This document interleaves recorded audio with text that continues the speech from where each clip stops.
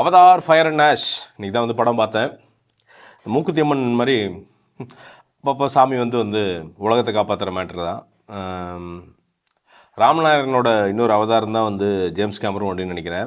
ஒரே படத்தை 3 தடவை எடுத்திருக்காரு. ராமநாராயணன் வந்து பார்த்திங்கன்னா ஒரே மாதிரி படங்கள் எடுப்பார். இவர் ஒரே படத்தை 3 தடவை எடுத்திருக்காரு. நீங்கள் படம் 2வது படம் 3 படம் இந்த 3 படம் பார்த்திங்கன்னா எல்லாம் ஒன்றே தான். உலகத்தில் வந்து வேற ஒரு உலகத்துக்கு போகிறாங்க, அங்கெல்லாம் நல்லா இருக்காங்க, அங்கே மனுஷங்க வர்றாங்க, இந்த உலகத்தை அழிக்க பார்க்குறாங்க, சண்டை போடுறாங்க. இதே தான் படம். இதுதான் 3வது படத்துலையும் வருது. ஆனால் இந்த படம் வந்து பார்த்திங்கன்னா கொஞ்சம் கடல்லாம் கொஞ்சம் கடல் கண்ணி, கடல் கண்ணிகளாக இல்லை, வேல், திமிங்கலம், அப்புறம் மீன் கீனு சுறாகிரா அப்படிலாம் வந்து பார்த்திங்கன்னா ஸ்விம்மிங்கில் போயிட்டு அப்படியே பறக்குதுங்க. புது புது விலங்குகள் அந்த வேர்ல்டு பியூட்டிஃபுல்லாக டிசைன் பண்ணியிருக்காரு. ஃபேண்டாஸ்டிக்காக டிசைன் பண்ணியிருக்காரு. இதெல்லாம் 2009 நமக்கு முட்டாய் கொடுத்தானுங்க. அவதார் பார்த்தீங்களா 3D அப்படின்ட்டு. இருக்கிறதுலே பெரிய முட்டாய் உலகத்திலே வந்து கொடுக்குறது வந்து இந்த 3D படம் தான் உலகத்திலே பெரிய முட்டாய் அப்படின்னு நினைக்கிறேன். ஏன்னா அது வந்து ஒரு அன்டெமோக்ராட்டிக்கான ஒரு மெத்தட் அது 3D படங்கிறது. ஏன்னா மொத்தமே நீங்கள் ஒரு 300 சீட் இருக்குன்னு வச்சுங்களேன், அதில் ஒழுங்காக அந்த படம் தெரிகிறது வந்து 30 சீட்டுக்காரனுக்கு தான் ஒழுங்காகவே தெரியும். அந்த சென்டரில் கரெக்டாக உட்காந்துருக்கிறவனுக்கு மட்டும்தான். மற்றவனுக்கு எல்லாத்துக்குமே வந்து பார்த்தீங்கன்னா 3D கிடையாது. ஒரு 2.5D 2.25D தான் தெரியும். 3D அவனுக்கு தெரியவே தெரியாது. அதில் எனக்கு இன்னும் புரியாத புதிரெலாம் வந்து பார்த்திங்கன்னா இந்த ஐமேக்ஸ் 3Dயில் ரோல் இந்த கார்னர்லாம் டிக்கெட் புக் பண்ணுவானுங்க.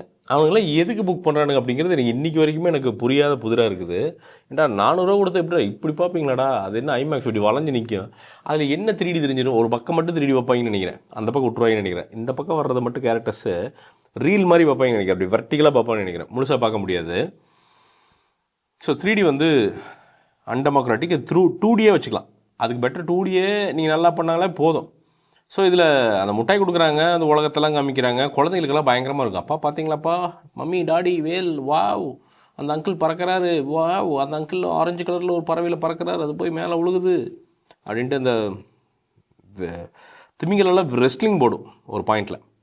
டம்மால்னு அப்படியே இது மாதிரிலாம் விழுந்து ஒரு மாதிரி என்னென்னமோ பண்ணும். அதெல்லாம் கூட இருக்குது, என்னென்னமோ இருக்குன்னு வச்சுக்கலாம். அந்த ஜேக் சொல்லி அதே வழக்கம் போல் தான் அந்த வில்லன் ஒருத்தாமல் அவன் திருப்பியும் வந்து செத்தவன் வந்து வெத்தலைவாக்கு கொடுத்து அவனை எழுப்பிட்டு வந்துடுவானுங்க. அவன் திருப்பியும் வந்து பழி வாங்குறேன்னு சொல்லி சுற்றிட்டு இருப்பான். எதுக்குன்னே தெரியாது. படையப்பா நீலாம்பரி மாதிரி அவங்க அங்கேயும் இங்கேயும் சுற்றிட்டு இருப்பான். படமாக கதையாக ஒன்றும் இல்லைங்க, ஒரு வெங்காயம் கிடையாது. அழிச்சு போயிடும், உங்களுக்கு டயர்ட் ஆயிரும். டயர்டுங்கிறத விட ஒரு மாதிரி இந்த குற்றாலம் மசாஜ் மாதிரி ஃபீல் ஆயிரும். ஃபஸ்ட் ஹாஃப்லாம் பார்த்தீங்கன்னா அது கடைசி போக நல்ல ஒரு 10 நிமிஷம் அப்படி கம்முன்னு தூங்கிட்டேன். ஏன்னா மியூசிக் சூப்பராக இருக்குது. ஸ்க்ரீன் பார்க்குறப்போ அப்படி அப்படின்னு ஸ்விம்மிங் வா அப்படிங்கிறப்போ நான் அப்படியே அப்பா நல்லா தூக்கம் வருது அப்படின்னு ஒரு 15 நிமிஷம் தூங்கிட்டேன். தூங்கினாலும் கதை போகாது, எனக்கு கதை தெளிவாக புரியும். ஏன்னா ஸ்க்ரீன் ப்ளே வந்து அவ்வளோ ஈஸியான வி சேகர் ஸ்க்ரீன் ப்ளே தான் வந்து தலைவர் பண்ணியிருக்காரு. அதனால் ஒன்றும் பிரச்சனை இல்லை, ஈஸியாக நமக்கு புரியும். அதாங்க படமாக இது ஸ்பெக்டக்கிள்ங்க, அவ்வளோதான். குழந்தைகளை கூட கூட்டு இது ஒன்றும் வாவ் அப்படிங்கிற அளவுக்கெல்லாம் ஸ்க்ரீன் ப்ளேவோ உள்ள மெசேஜஸோ சும்மா அங்கே பாருங்கள், அந்த இதில் $1 ட்ரில்லியன் அதுக்குள்ளே வந்து ஒளிஞ்சிருக்கு. அதை எடுத்து என்னடா பண்ணுறீங்க, அதான் பூமி விட்டு வந்துட்டீங்களடா. ஏடா நீங்கள் தான் ஒரு 10 பேர் இப்படி இருக்கீங்கன்னா வரவன் பூரா அவனே பூமி விட்டு வந்திருக்கிறான். ஒழுங்கு மரியாதை இங்கே நல்லா இருக்குது உலகம், நல்லா இருப்போம், அங்கே தான் நாசமாக்கிட்டுன்னு வந்து நல்லா இருப்பானுங்க. திருப்பி ஏன்டா என்ன கிணறு தோன்றானுங்க, பைத்தியமாடா பிடிச்சிருக்குது அவனுக்கு.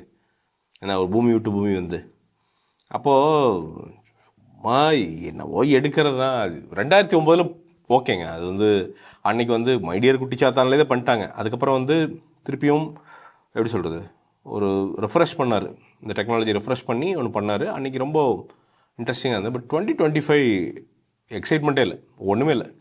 அப்படியா, ஓகே அவ்வளோதான். அந்த மூடில் தான் எல்லாம் பார்க்குறாங்க. ஒரு வெளில போகிறப்பவே அப்படியே எக்ஸைட்மெண்ட்டே இல்லாமல் தான் எல்லாம் க்ரௌட் போனதை பார்க்க முடிஞ்சுது. ஒரு ஆவரேஜ் என்டர்டெய்னருங்க, ஃப்ரீயாக இருந்தால் போய் பாருங்கள்.